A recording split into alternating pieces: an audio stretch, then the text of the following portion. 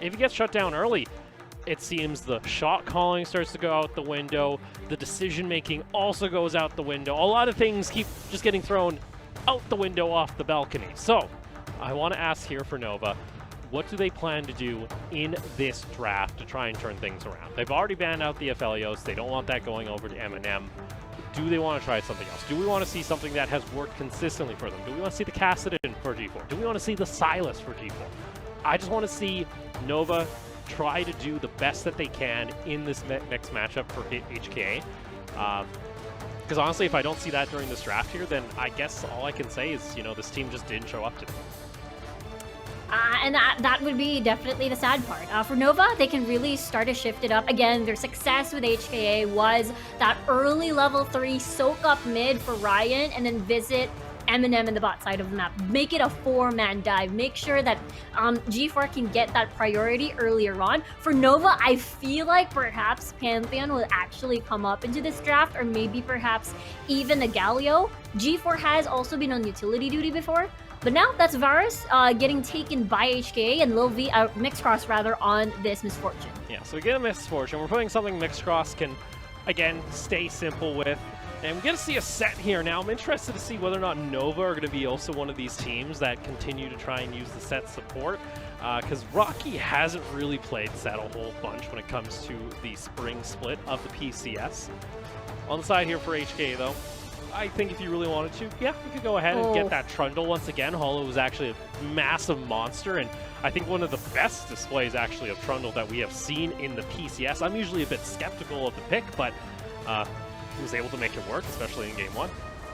I want to see Ryan on at least maybe a Kindred support, because there are some games where a lot of the teams really respect, not Kindred support, Kindred jungle rather. That would be interesting. Kindred jungle for Ryan. And perhaps that could be the answer against Hollow, but it would require one of those things where you have to farm up again for Ryan. So that would be quite interesting to what do you call this, to execute though. Ooh, no, never mind. They're opting for another. Let's go. We got ourselves a Graves lock-in, and I'll be frank. Okay, Graves is actually kind of a solo queue monster at the moment. He's a bit underrated. He's a bit underplayed.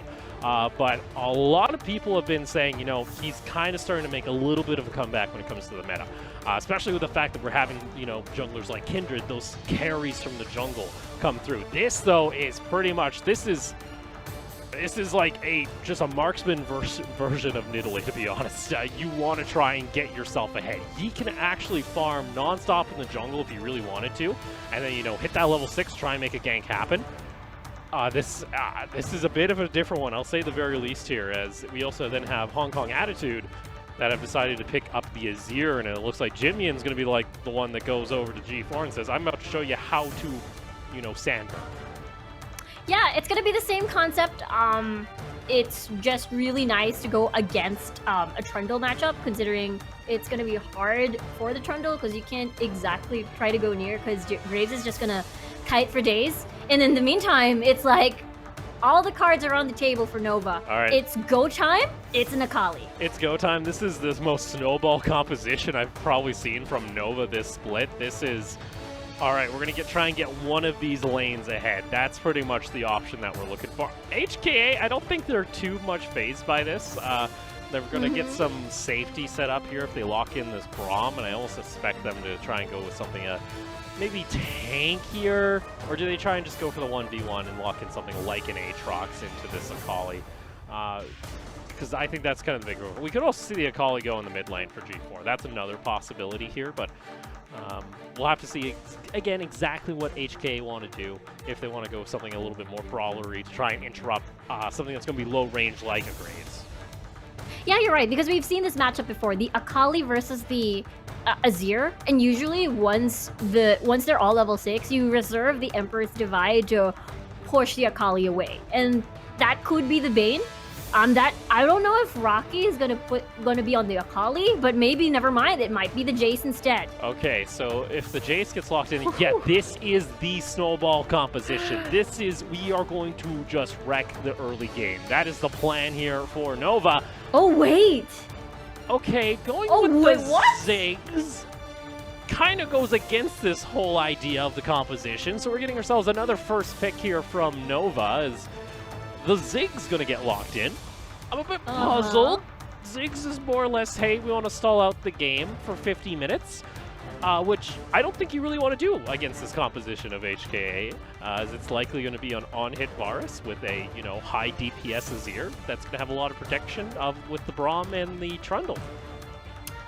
This is very explosive because you have a lot of AoE damage on the side of Nova. You have that humongous bomb from the Ziggs, you have Graves' ult, you have the bullet time. So if everyone is practically low, you'll have to rely on Rocky to finish those low health targets. And it's kind of hard to execute, but at the same time, I see it's all about overwhelming your opponent with damage. Yeah, because I especially feel like if you thought, the Azir was going to get camped in game 1, this poor Ziggs. You only really have your satchel to try and keep you safe, and I believe the animation can get interrupted here by the Trundle. So I feel like G4 may have just put a giant target on his back with the Ziggs pickup in the mid lane for this Trundle to come by and say hello, but maybe they're going to rely, especially with Ryan on this Graves, you're going to have Rocky on the Akali trying to style in top lane.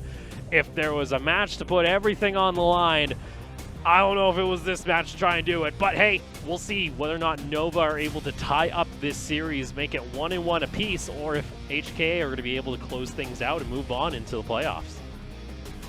And based from the draft, HKA seemed to be unfazed. They went for standard. They went for what's comfortable for them.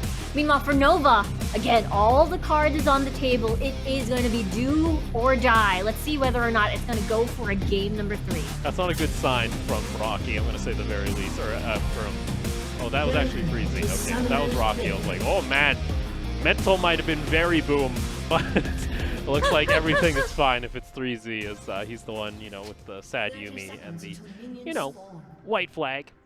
Nova, though, already setting themselves up for a pretty hefty invade here, as Eminem's going to go face-to-face here with Ryan. And early on, Ryan's able to get a decent chunk of damage. Oh, there's Pop, though, making his way. He's going to meet up with Wing, though. He's going to try and apply the stun stacks. Looks like that's not going to be the case, as they've managed to scare away HKA, who's actually still lingering around this area, and going to be very patient. A lot of vision being laid down on the side of HKA, or rather for Nova on HKA's jungle, so at least they can keep track. G4's going to pace himself and get a little bit of damage. I think acting as though there's no vision in that brush, but I think HKA now kind of realizes something fishy is going on. Ryan's going to backtrack all the way to his blue buff, though. I don't think he really wants to try and make any crazy plays there, as HKA looks like it's just going to be 3Z helping out Holo on the top side of the map for him to start up, as HKA still lingering, not too sure if they're going to start up that red buff. Now they see it, though, with that ward being put down, so no real successful invade coming out. Yeah. You know what? I think the reason why Nova decided to pick up the Ziggs is because at least they solved the waster problem that they had earlier in the draft in game 1. Considering that they do manage to put that Ellie in the mid lane, then they're gonna really not be able to slow the bleed down. But now it's gonna be Graves for Ryan, so I'm actually delighted to see this. It's another refreshing pick. Whether or not it's successful, though, is going to be the bigger question, especially after to say the very least, a devastating game 1. And we get to see a bit of a clash here immediately, as Ryan's very aware that Holo's nearby. We're good? We're good. I think we're good. So they're trading a little bit of Raptors here and there. Ryan managed to get that final snipe on the big chicken. And he's still stalking Holo here in the jungle, hoping to get another possible steal. Oh wait, there's the munch on towards Ryan, but he's going to be met up by Jimyan, and the rest of the squad are actually nearby as they had priority at bot side. Yeah, so a little bit of a chaotic start there, but they are able to at least prevent that red buff from going on over to the side of Nova, as I just get word that we're going to get a quick little fix over there on our feed. So just apologies. One moment, ladies and gentlemen, and we'll be able to get ourselves back into the action here on the Rift immediately. There we go. It looks like we've been able to get that fixed right away. Nicely done. As Ryan was actually pretty brave considering a Holo was already level 3 and he was just level 2. Now he is on the appropriate level with Rocky actually being very chill on the top side of the map with managing to get a little bit of minimal CS lead. There we go. Ryan's just going to go ahead and continue to clear out what he can in the jungle. The big thing about Graves is you can just try and power farm non-stop. I think the biggest question is going to be whether or not we see Holo try and make as much appearances as he did in the first game. I think it's rather interesting too, because this is more of a late game-esque Trundle pickup with the Keystone when you go press the attack. I think in game 1 he was actually running Predator, so he could be a little bit more of a nuisance. This time around though, opting for something, you know, is going to be a little bit better when it comes to the extended trades, as Ryan's pathing up toward the top side. Getting spotted out by a ward. You can see a lot of pings coming from the side of HKA. Ryan at least has red buff, so you have that something for that soft CC, if you will. Holo also hugging that wall. He is spotted by a ward over there as Ryan decides to not push through this. Holo, in the meantime, will, as he will walk slowly with a wing with him as well. And this could be a 3v1 that Rocky will not be prepared for. You see also Jimmy's at least trying to pressure up here as he's pathing up towards the top side of the map. A lot of pings actually was coming out there from the side of Nova, really trying to warn Rocky. So maybe, you know, some miscommunication happening, but still nonetheless, I think it's going to be a safe Akali for now, as still pushed up aggressively, but we've got the control ward and the rest of the ward coverage coming out into the river for that. So he should be just fine. Yep, and as well as, you know, Wing coming back on time as well for Nova to find out that the support is missing and probably roaming somewhere. And yeah, you're right. I think the game plan for HKA is to really go back to their usual of that late game power as, whoa, Rocky goes towards that final Q with not able to trade properly on that engage. Yeah, not the exact trade he's looking for. Meanwhile, though, Holo is going to get spotted out by a decent little ward that's coming out from Nova. And comparatively to what we saw in the first game, Nova have been able to, I think, slow themselves a little bit down. And also, we haven't seen them make any bit of a misstep when it comes to their vision, so they're able to at least keep themselves from being caught out. Now, though, that we're starting to see set up around this Mountain Drake, especially with HKA positioning themselves, getting that priority in bot lane, it's going to force now Ryan to have to make that decision whether or not he wants to try and go for this fight.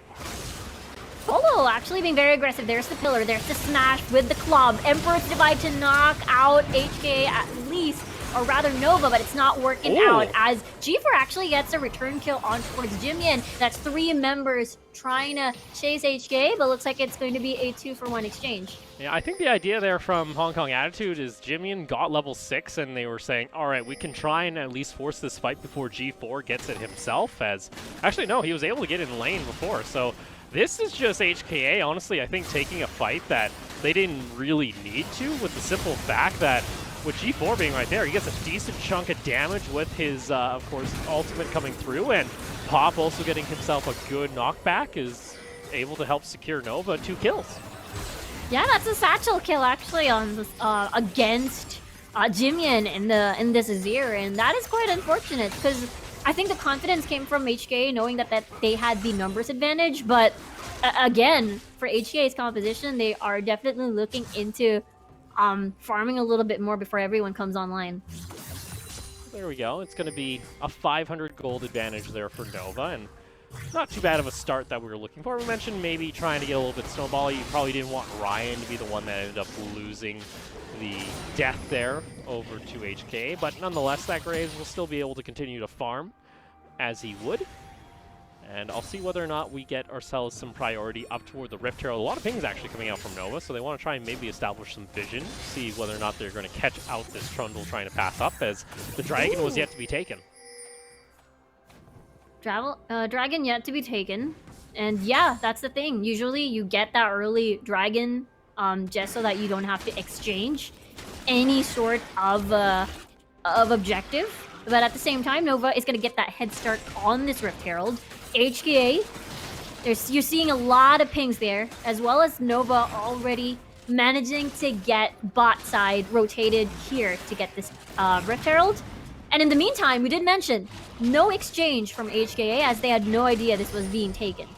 Well, I had a little bit of an idea. Like, the scuttle is there for the side of HKA, so they were able to tell that Nova were going for this. Now it's a rather late dragon being taken here by Hong Kong Attitude, but nonetheless they're able to trade something back. And this is what I believe we saw in the first game too, where Nova was able to at least take a Rift Herald when we didn't really see anything else happening from Ryan. So not the end of the world here for HKA. They were able to smoke their way, get themselves back in after smoking out HKA. And with that, that's also going to be some turret plating going over to Mixed Cross to get that Misfortune some items.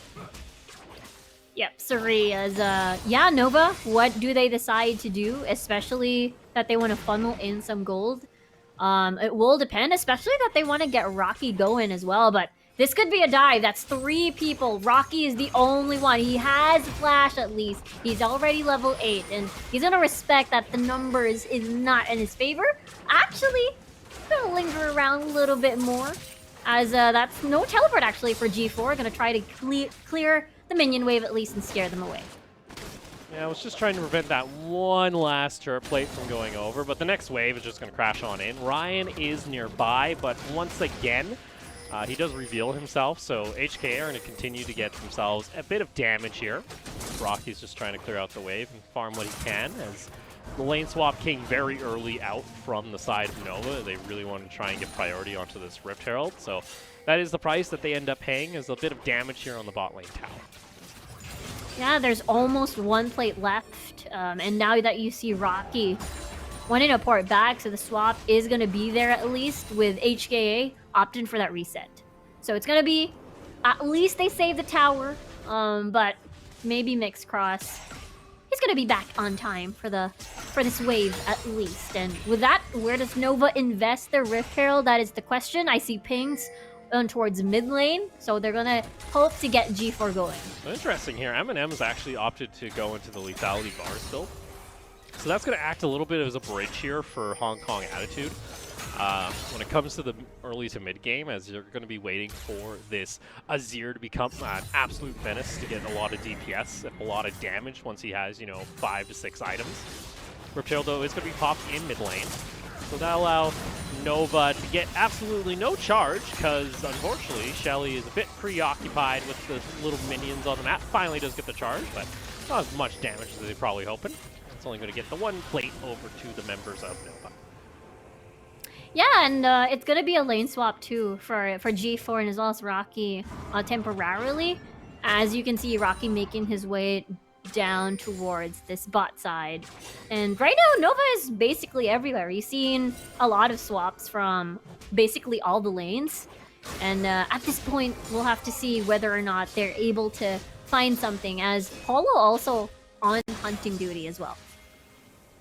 Just going to go ahead and sweep out while he can. Decent amount of control wards coming out there from the side of HK is going to give them some safety as well as they continue to just siege in onto this bot lane, and that should allow first brick gold to go over toward their bot lane, so not a bad start. Meanwhile, top though, Ryan making an appearance. Yo, so that was the plan all along. Smoke screen going to be initiated, and now we can see half HP already for 3Z. World Ender initiated as well. That's a huge chunk of damage, and looks like it's not going to be over as Ryan will decide to kite auto as a minion. And 3Z is quite slippery, and now he's trying to close that distance and allow G4 to tank a little bit. At least they get a kill and not an exchange kill. Yeah, gotta be a little bit careful here, especially when you're going into melee range. That's the one, you know, negative that comes with the Graves, is you can't really try and, you know, create a lot of distance for yourself, as once 3Z is able to get close to you and get that 3rd Q, he does a decent chunk, and also a little bit of a level disparity between the 2 members there, so that's why Ryan was just taking so much damage in the first place, and he bought a decent amount of time as mid lane was able to get pushed in there by the side of HKA. Yeah, even bot side too. So there's a lot of time being bought, at least for 3Z, for HKA in general. And right now for Nova, they have to pick up the pieces and at least try to equalize the map as they take out 1 tower for themselves. And for G4 too, that's, again, using the satchel charge, you can execute the towers under a certain threshold when it comes to their health, so not a bad little, you know, tool to have in your kit on the Ziggs, as, 3Z was hunting, but G4 is able to just back off towards the side of safety. Next question, though, becomes what's our next objective? What's going to be our next fight between these two squads? And we are looking at our second dragon spawning in about 20 seconds, so that might be where we see a decent amount of action, considering that we've already seen the bot laners rotate into the mid lane to, you know, assume the standard ARAM-esque style of farm away, clear out waves, and at least provide priority in the center of the map over these objectives. Yeah, and it seems to me that sort of game has been won by HKA. They have first dibs on Riverside, even as well as vision control. For Nova, this will be fine because, again, they're the type of team to give up on early dragons, especially the first 2 dragons. So as long as they've managed to exchange something off of the map, they'll be happy about that. The question is, I don't think they have exchanged it, as topside has already been taken, and the next Rift Herald hasn't spawned just yet. So this is perfect timing for HKA, so they can actually defend the next one. Yeah, because Jimmy's also going to be able to get it back here, so he can decide what he wishes to build as well, and maybe able to finish off an item if the side of Nova decides to not actually go for this Rift Herald right away. So there is an opportunity here for Hong Kong Attitude to try and answer, as Jimmy's going to continue farming up and has that teleport for this upcoming play, as Ryan already clearing out. This is the speed now that you're starting to see come out of the grave once he has his warrior enchant complete. He's able to also get so much damage. He's an absolute monster when it comes to solo queue when played by the right person, so I'm interested to see here. That's a lot of pressure coming out of G4. Wow, look at that burst. Eminem is already half HP, and I think that is an absolute perfect opportunity to get that first dibs on this Rift Herald. And that's the beauty about Eminem's build path, because he can... Oh, that's going to be a smite steal on towards the Scuttler. Here comes the go button for 3Z as well, aiming towards Ryan. Nicely done, as Pop will still manage to try and survive, but he's going to just flash away, as Ryan will also escape the death pit. As right now you see Rocky just get an assassination kill rather, against Eminem, and at this point a lot of low health members on the side of HKA, and meanwhile Rocky will fall in exchange of the AD carry in HKA. Yeah, unfortunately there, if G4 goes down, that's not going to be the best case scenario. G4 ended up using his ultimate during the mid lane push. If he had that available for that fight, there could have actually been a lot more kills in their favor. As we'll take another look here, this is actually Hollow realizing that if they lose Scuttle, they likely could actually not really contest this Rift Herald all that much, as they're even lucky that Mixcross had himself not the best ultimate on the Misfortune, and Pop just barely escapes there over the wall. Exactly, and with that said, Rocky seeing a lot of low health targets. Unfortunately, no follow-up to try and push further the assassination potential, but at least he got 1 kill off of that. So 1 kill at least got for both teams. Rift Herald, though, was not taken by anyone. And it's going to become, again, this mid lane pressure of who can actually push in the lane onto the tower. Neither, because they both have a bunch of wave clear, but it does mean Hong Kong is going to go push their way up toward the Rift Herald, and with that, it feels like Nova are not looking to respond here, and there's nothing on the map to really take. Yeah, they're just gonna decide to push this mid wave, at least sort of lessen and slow down the Rift Herald a little bit when HK decides to put that in the mid lane. And this also gives time for Nova to put wards, deep wards, into the HK jungle, especially near that dragon side, that red side of theirs. And it allows them to push, at least for bottom lane. The bot lane, they're going to get a little bit of damage, maybe actually able to take the tower with that minion wave. Should be looking pretty good. We're going to take a look at the gold totals, though. Main difference is actually on G4 with the Ziggs. Everywhere else is pretty much even at this point. So he's been able to at least get a couple kills on his Ziggs pickup, as well as been able to farm pretty well, keeping in pace with Jimmian. And that is the power of that Ziggs. If he's able to get those Qs to land, they'll get a decent chunk of damage onto the squishies, as Shelly gets a second jump at the second tier tower. Whoa, Rocky eating a lot of soldier autos there in the Shroud.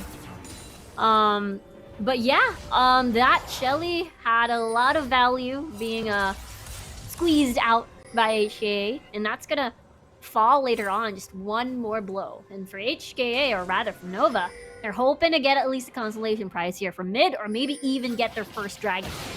Yeah, because the thing about HKA that they kind of have to remember is this Ziggs, when given the opportunity, can easily take towers, especially with that satchel charge as well as his passive auto attack. Can get decent chunks of damage, especially once he gets Lich Bane if he decides to go that route. But with that priority in mid lane, it does give Nova the opportunity to secure Scuttle on top of the Infernal Drake. So they'll be looking to try and at least delay the take from Hong Kong Attitude, or even get a catch here, as Ryan has 2 levels, so he's a pretty, strong Graves. You're still waiting on that first item to be completed other than his enchantment, and that should be the next back there for his Black Cleaver, but still, HK not relenting their pressure. Yeah, despite Nova having control earlier on Riverside, with the build that Eminem decided to go for, they are able to at least return the poke. There's a fight over there near that wolf camp as they wanted to get Ryan at least, and there's the bomb not able to hit Hollow, and at this point a lot is burnt out, even the collateral damage from Graves as well. So look at that burst. G4 is low. There's the Chain of Corruption hitting, but HKA right now not able to access throughout that backline as HKA is divided into 2 with Hollow and Jimyan focusing on the dragon. And the fact that HK are able to get that shows how disorganized Nova really are at this point. They should know that the fact that there's 2 members of HKA on the Drake at this point, and Rocky, again, shouldn't be checking that way. I think he'll be fine. I don't think 3Z is going to actually chase him over the wall there.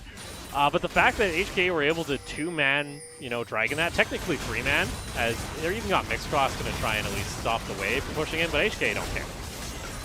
Oh, that's the last minion wave able to fall as Ryan want to pick up the pieces. At least there's so many low health members, and that's the bomb being laid down on towards HKA. Flashes here and there. Nova wanting that kill decides to go for just a little bit of consolation on this Raptors instead. So a lot burned there, but again, Nova, collateral damage. Gets a little tag there, but not enough.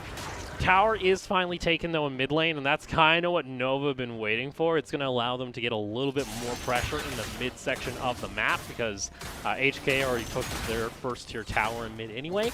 So they'll be able to use that to naturally be able to advance their ward line into the jungle of HK and then maybe have better contests when it comes to these objectives. Especially now that you have Baron on the table, you got to be a bit careful when you're going up against an Azir and a Trundle that can, continually try and poke that down. Next objective, though, will be likely this Infernal Drake, where if HK are able to secure, will give them additional damage as well as some good poke damage, especially when you consider you already have Lethality Varus. That mid-game spike for him is going to be very deadly, especially on low armor targets that are going to be like this Akali, like this Graves, and like the rest of the carries. Oh, there's the dash in perfect execution coming from Rocky. 3Z very low. Ryan is there on the side for backoff, and at this point there's a lot of damage as 3Z still managed to survive, and that is just one more auto attack from Ryan, but the collateral damage will finish off the kill. Oh, Rocky, I think he ended up missing his ultimate there, which is a bit tragic. It does happen to the best sometimes. Luckily, like you mentioned, the collateral damage was able to secure the kill as Ryan finishes it off. So not all that bad. They actually are able to get a good catch there on 3Z. Unfortunately, there isn't a whole lot on the map to really fight for with the man advantage. As we'll take another look here is 3Z. Yeah, he's kind of got the issues that we talked about with Nova last game. Where's his vision? You have absolutely no defensive wards trying to keep yourself safe against an Akali and Graves who could easily make their way around the map. Yeah, at this point they focused their sad part. Yeah, when they focus that kind of damage down toward the bot lane, it's going to be rather difficult. Let's see, Pillar does come down from Hollow as they do spot out Ryan and Rocky, and Hollow's got to be a bit careful. There actually isn't another tower here, and this kind of looks very similar to what we just saw. Oh, that is still a lot of members quite far away from Nova, so they seem to be not confident enough to take this one. considering they don't have information as well where the rest of the members are. So their choice right now is just patrol and hope for the best that they find someone caught off of position. Yeah, because Nova here are going to start getting themselves some decent item spikes. Like, you have the Revolver already completed here for Rocky. And then you have Ludens, and then likely going into your next item. Is he going to go Spellbinder? No, it looks like he's just going to go Rabadon's there for G4, so he's going to get a decent spike. So this 2-item spike that's going to come out from Nova, especially during teamfight, is a bit disgusting, because you're also going to get the Infinity Edge coming online from Victor Cross, so half of his ultimate's going to be critting. Especially during these Dragon fights, this is... you're starting to lose a bit of the window here where HKA's team fight is going to be stronger than Nova's, and then they're going to have to wait a very long time for this Azir to scale up. Yeah, I think the thing for Nova, at least, is their 5v5 when it comes to AoE damage. That's something that they have a huge edge against HKA. So if you manage to wombo combo everything, it will be really sweet like spaghetti. But right now, Baron is being taken by HKA. They've done this before. 2 manning that. There's the ult coming from G4 though. That will spot them out as Hollow and the rest of the members from HKA decide to back away. So not too bad here, and unfortunately with that bomb coming out from the Ziggs, it's going to be a bit difficult to try and take objectives like that and try and do it sneakily, especially with the fact they can get a decent flank here from Pop. Oh, he's in. There's the smash down. Eminem still quite far away from the squad of Nova. So now it seems to me they're not able to get a pick. There's the chain of corruptions. Mixed Cross is low, forced to use a flash and escape. 3Z though with the flank. As you can see, Ryan is going to be the first one to fall. Rocky's going to be at the side trying to run away. In the meantime, Flash is being burnt as Pop will be the next one to fall. As 3Z, actually Eminem going to pick that one off. And that's 2 members down with the Dragon Soul in line. All right, so it's going to come to G4 maybe getting himself a massive Dragon Steel, but that is a big oof now on the side of Nova. You can see that Gold Grab instantly getting turned on. Back with that, Infernal Soul is picked up, and it all starts off here with Nova when they feel like they had the advantage to try and go for this fight. Pop is able to get a rather decent flank here, and I don't blame him. This actually looks like a good opportunity. 3Z's down in the river, but the fact that HK are able to just keep this going for as long as they do, Wing is able to just soak up a bunch of damage, puts down his ultimate into the stopwatch, and then you have the Chain of Corruption. It gives enough time for the rest of HKA to advance over, and that Azir does so much AoE, and there's no front line for the side of Nova other than Pop. And the thing was, yeah, they managed to buy some time for 3D to manually walk from bot side and join the fight. So at that point, Nova not able to get anything off exchange. Good news though, that's Rabadon's online for G4 already. So I managed to get an avenue for Poke, and perhaps it may work. The issue with Poke now is Eminem, his piercing arrows are going to do chunks of damage. He's got himself 2 lethality items. On top of that too, to get the Infernal Soul up bonus off that first amount of damage. So unfortunately, you see G4 is getting chunked by 500 health. The fact that he's advancing forward is gutsy. Oh, because Rock is obliterated right off the bat. G4 caught in a very awkward position. Ryan is going to be the next one, and that's the smash through up with the hero play, just trying to distract 3 members at the backside as Mixed Cross has to 1v2, not able to finish things off, not even a single member. That's going to be an ace for HKA. All right.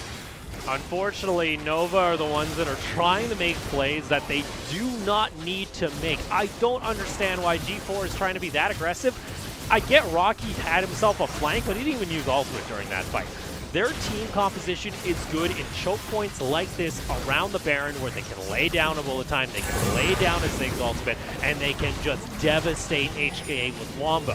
When they want to try and take fights in the middle of the lane like this, that's fine. HK are totally okay with doing this. It all starts with Rocky on this flank here, and the fact that G4, like, there has to be communication here. Somebody has to make the call and say, this is not a good play, because their team just doesn't work in open spaces like this. And exactly, and at this point, I get the plan, but lacking that other wombo as well, and since everyone is practically separated, you can't exactly get the full value of that AoE to make sure everyone is soaking all that damage from HKA. Like, objective fights is where this team composition really shines on the side of Nova. That's why you like having this set. You like having the showstopper. It's all about getting that massive wombo combo onto Jimmy and an enemy. But if you're trying to force fights like this, trying to dive underneath an Azir tower when half your team is nowhere nearby and not even getting your ultimate off as the Akali, something is dangerously, lethally wrong here with their communication, because it has costed them time and time again. And Nova looked like they were in prime position to take this game. Now they face a 7,000 gold deficit with Baron still online for another minute and a half. Yeah, and I'm absolutely scared. G4 almost getting caught by the chain of corruptions there. He's trying it again! Whoa, there's the Emperor's Divide. Pop is going to try his best with a haymaker. There's the bullet time, but 3Z in the backline, hammering down on Mixed Cross, and the next one to fall is D4. And with that, HKA is just happy with this victory. Literally! What did I just say? Why is Rocky trying to flank here once again? These are hero plays that do not need to be made. But what ends up now happening is it costs them the game. This is what ends up being the nail in the coffin here for Nova, is a miscommunication. And unfortunately, it has been a story for them so far during their spring split. And with that said, HKA still members complete. Nova is unable to keep their dream alive in the PCS, and the Nexus falls. Hong Kong attitude sends Nova home.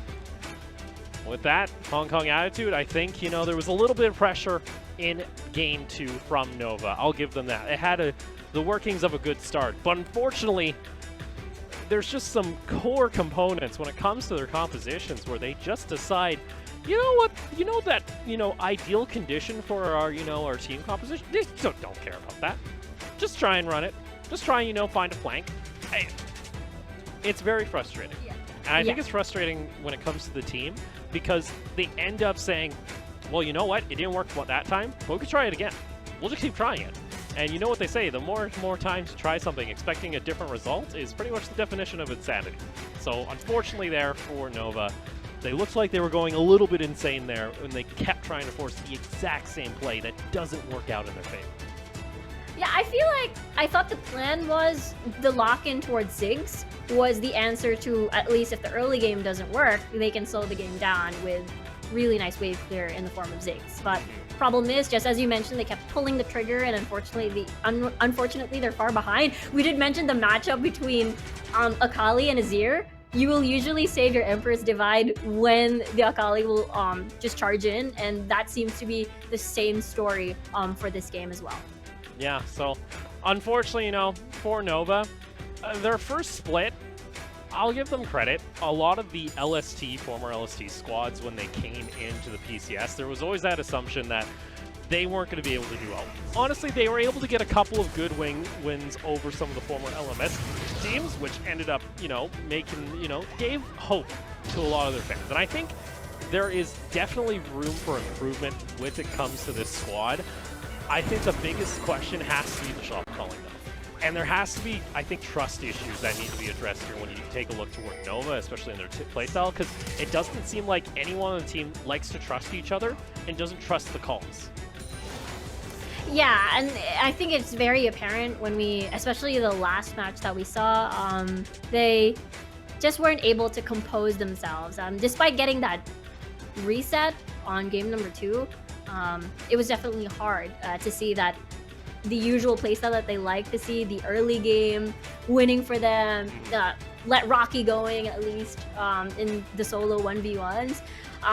Yeah, that is quite unfortunate. Imagine they managed to 2-0 J-Team, even Alpha as well. So for Nova, for me as a fan, I'm looking forward to their future and their next performances in their upcoming tournaments. Yeah, for Hong Kong attitude though, I think this has been a massive turnaround when it comes to the second half of their spring split. They did have to fight for that final playoff slot, but the fact that they've been able to actually take a nice 2-0 over Nova, and honestly rather convincingly, now half of it being there having themselves really good play, as well as exploiting the weaknesses that are apparent with Nova and their execution when it comes to the Rift. I think for HKA, those are small victories that you can take, especially over the fact that you take a look at what happened to this roster, what happened to this organization as far as team management goes, as well as their coaching management. I think you take the small victories here, and I think they're going to be very happy that they're able to at least play more than one best of 3 when it comes to playoffs. Yeah, I agree. I'm absolutely happy, especially when we look at their initial performance in the regular season, actually right next to Resurgence in the rankings as well. And now look at them. They look like such a solid team. They're working as a unit. And that's the reason why I'm looking forward to their future performances in the playoffs. And, well, for me, HKA, you sent Liab home today. Nova 2-0ing Resurgence. You seem to be the kryptonite of the former LST regions. Yeah, it does seem to happen. It seems like Hong Kong Attitude just have their number on a couple of these different squads, like we saw with their performances against Liab and other squads along those lines. So, unfortunately for them, they will be heading home on the side of Nova. For HKA, though, they get to at least take themselves a little bit of a day break as they can look forward to the rest of the bracket where they will be facing off against Berjaya, and then we'll have ourselves the face-off between AHQ and the side of Alpha for their series on Sunday. Yeah, it's going to be, again, the tone of the drafts for the 4th day of the playoffs has been quite unpredictable, and I think it has something to do with the do or die mentality that we're having. And it seems to me, since we're still at the lower bracket for the next following weekends, it might be the same trend as well. For sure. Then we get to look toward our games tomorrow, of course. We're going to have ourselves our top of our bracket. It's going to be our winners final, actually, where it's going to be between Machi and Talon, which should be a absolute, that should be a good matchup. That should be a really good matchup. Yeah, I mean, Machi, 15 win streak. That's it. I'm just waiting for that team who's able to end that, but based on what we've seen so far, Machi looks undefeatable. And then again, gods do believe, look at HQ at a 7 win streak, they're able to get knocked out. Well, we'll take a look at our matchups for today. Alpha was able to secure the victory 2-1 over J-Team. So unfortunately, the #1 seed when it came to the former LMS is going to be watching the rest of the PCS from home. And then there's, of course, going to be Nova taking the loss here to HKA. And we get to see a look at our current bracket heading into tomorrow.